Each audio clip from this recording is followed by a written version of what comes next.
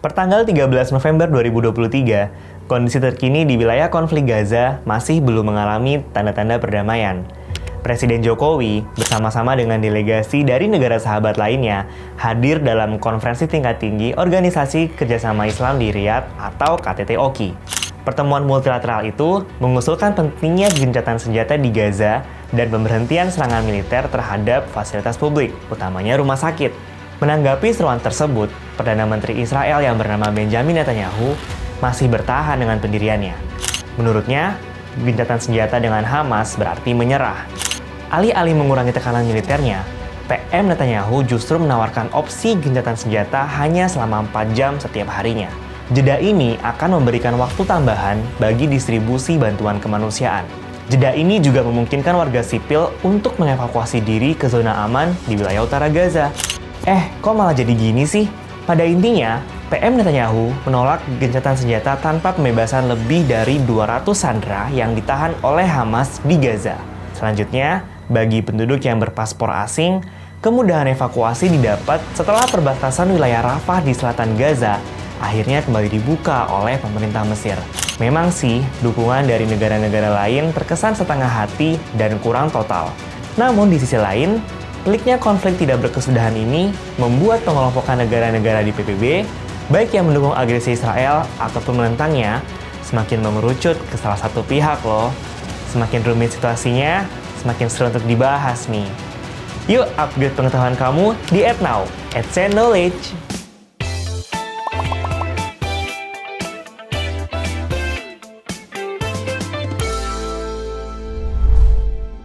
Kerjasama antara Amerika Serikat dan Israel tercermin dalam hubungan bilateral kedua negara yang harmonis sejak lama.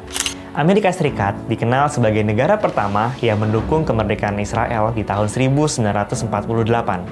Kini, Amerika Serikat juga menjadi negara pertama yang mengakui eksistensi Yerusalem sebagai milik Israel.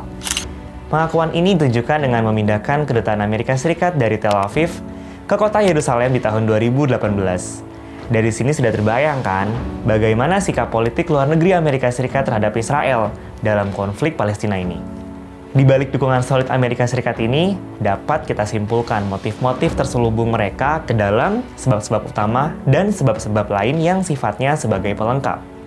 Dari alasan yang paling utama, setidaknya terdapat 7 poin penting yang dapat ditelaah lebih detail. Pertama, isu keamanan nasional. Israel dikenal memiliki jaringan pengumpulan intelijen terbaik di dunia, dan mereka akan selalu berbagi data dengan pemerintah Amerika Serikat. Kedua, perencanaan strategi geopolitik dan kewilayahan. Mengenai poin ini, kita sama-sama tahu bahwa Israel adalah kunci dari perpanjangan tangan politik Amerika Serikat di Timur Tengah. Maka dari itu, aneksasi atau perluasan wilayah Israel di wilayah Arab akan menjadi penting. Sebab hal ini akan memberi jalan bagi Amerika Serikat untuk menghambat eksistensi politik luar negeri Rusia dan negara-negara musuh lain di kawasan Timur Tengah, seperti Iran dan Suriah. Ketiga, struktur pemerintahan Israel yang serupa dengan konsepsi pemerintahan Amerika Serikat. Misalnya, kedua negara sama-sama menganut paham demokrasi dan didukung oleh eksistensi partai politik yang dominan. Kedua negara juga sama-sama melakukan pemungutan suara secara universal. Lalu, baik Amerika Serikat dan Israel, keduanya menganut kelandasan hukum yang sama. Misalnya dalam sistem common law di Amerika Serikat yang serupa dengan Jewish law di Israel, ataupun hukum-hukum lainnya seperti yang tercantum dalam civil law. Keempat, adanya persamaan nilai yang dianut oleh kedua negara. Hal ini tercermin dalam implementasi hak-hak kelompok wanita dan lintas gender, kebebasan berpendapat di ruang publik, serta pengakuan atas eksistensi media massa dan institusi pendidikan. Kelima, kerjasama dalam bidang militer. Israel memiliki kompetensi dalam perakitan senjata nuklir dan aktivitas spionase. Tidak heran bila kedua negara juga berkolaborasi dalam pengembangan bersama teknologi canggih di bidang militer. Keenam, yaitu kecenderungan politik elektoral di Amerika Serikat. Pada umumnya, opini publik dan konstituen di Amerika Serikat cenderung bersimpati terhadap perjuangan masyarakat Israel dibandingkan dengan warga Palestina. Maka dari itu, tidak heran apabila kelompok Yahudi dan Kristen evangelis termasuk dalam kelompok yang sangat berpengaruh, khususnya dalam politik tradisional di struktur Partai Demokrat dan Partai Republik. Berikutnya, di luar dari sebab umum yang tadi sudah dibahas, juga terdapat 6 sebab tambahan yang menjadi alasan dibalik solidnya kedua negara dalam berhubungan bilateral. Yang pertama ialah kepentingan bisnis. Maskapai penerbangan Amerika Serikat menghasilkan banyak keuntungan dengan tingginya frekuensi penerbangan ke Israel. Selain itu, puluhan perusahaan terkemuka di Amerika Serikat juga turut mendirikan inkubator teknologi, seperti misalnya energi surya dan konservasi air di Israel. Poin kedua adalah intensifnya lobi-lobi kelompok Yahudi di lingkup White House atau Istana Kepresidenan di Washington. Afiliasi lobi-lobi politik ini misalnya terimplementasikan dari misi yang dibawa oleh kelompok The American Israel Public Affairs Committee atau AIPAC. Ketiga, pengaruh unsur kapitalisme dan ekonomi. Meskipun populasi penduduk Israel hanya sejumlah 3% dari populasi penduduk Timur Tengah, akan tetapi Israel adalah negara yang paling berpengaruh bagi Amerika Serikat, khususnya dalam hal ekspor perdagangan. Persentasenya sendiri mencapai 25% dari total alokasi ekspor dagang Amerika Serikat ke wilayah ini, dengan puncaknya terjadi di tahun 2011. Keempat, aliansi Amerika Serikat dan Israel, yang terkadang mendorong kerjasama lebih erat antara Amerika Serikat dan negara-negara Arab. Teorinya adalah pemikiran bahwa hanya Amerika Serikat yang mampu meyakinkan Israel dalam membuat kesepakatan di negosiasi politik. Maka dari itu, tidak heran bila sekutu Amerika Serikat di Timur Tengah cenderung akan menerima kerjasama dengan Washington dalam aspek ekonomi dan militer. Sebab mereka ragu bila harus berhadapan dengan kepentingan Israel di wilayahnya. Pada poin kelima, pencetusnya lebih terdorong oleh faktor sejarah, bahwa keberpihakan Amerika Serikat kepada Israel merupakan balasan terhadap mendekatnya Uni Soviet atau yang saat ini sudah menjadi Rusia kepada negara-negara Arab dalam konteks Perang Dingin sejak tahun 1950-an. Terakhir, atau pada poin yang keenam, keberpihakan Amerika Serikat pada Israel ini terpicu oleh adanya penyesalan historis.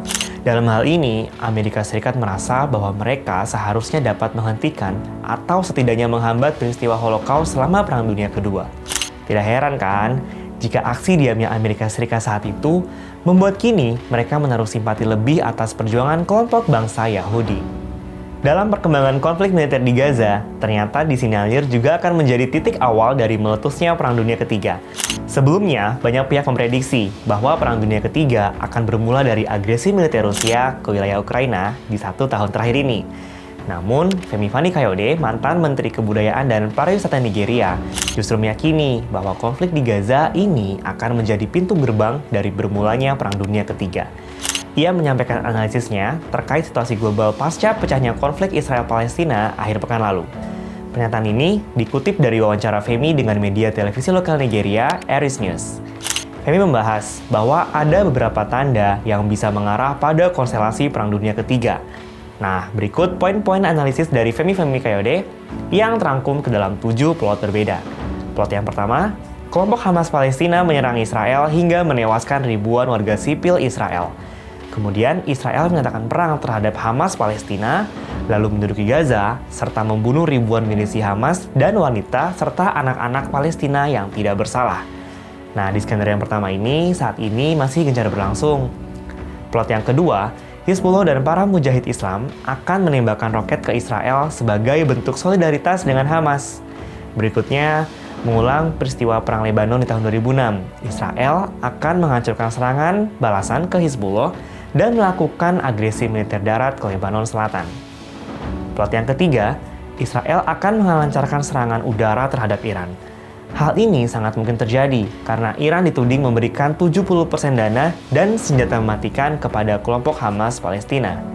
Iran juga turut memberikan 90% bantuan keuangan dan senjata artileri kepada Hizbullah. Menanggapi potensi ini, ada kemungkinan Iran tentu akan membalas serangan udara dan mendeklarasikan perang melawan Israel.